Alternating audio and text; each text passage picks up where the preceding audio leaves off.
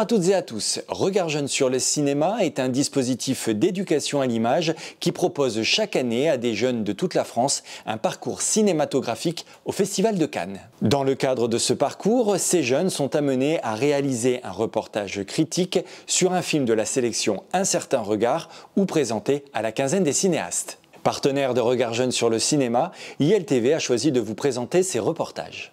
Je m'appelle Sofiane, je viens du pôle des shippers à Roubaix. Nous nous retrouvons au Festival de Cannes dans le cadre de Regard Jeune sur le cinéma. Nous allons voir le film La prisonnière de Bordeaux. C'est un film réalisé par Patricia Mazoui et on y va.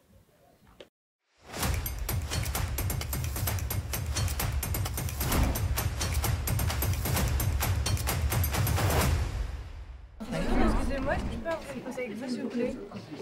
Merci. Allez-y, je vous prends.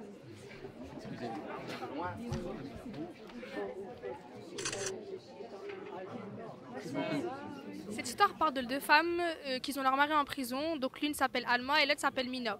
Donc grâce à leur histoire en commun, ils ont pu créer des liens amicaux. Sachant qu'il y en a une des deux qui est plus aisée que l'autre, donc Alma c'est la plus aisée et Mina c'est la plus pauvre. Alma elle va chercher du coup à aider financièrement en hébergeant et en offrant un emploi à Mina. Le film parle des différences entre les milieux sociaux, incarnés par les deux personnages principaux.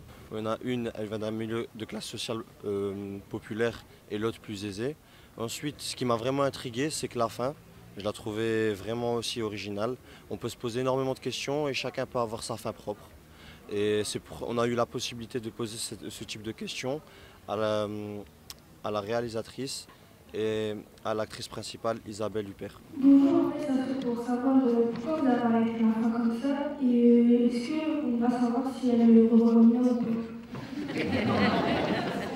Je pense que leur histoire est terminée, que c'est une histoire très forte qui va les nourrir toute la vie et que c'est un mélodrame qui se finit tristement et ouvert. Voilà. C'est une très bonne question. Alma se sent seule. Malgré sa richesse, elle s'ennuie dans sa vie. Le fait d'accueillir les deux enfants de Mina, cela lui redonne goût à la vie, une énergie très positive. C'est un personnage qui nous fait sourire car on peut voir qu'elle est un peu décalée de la vie.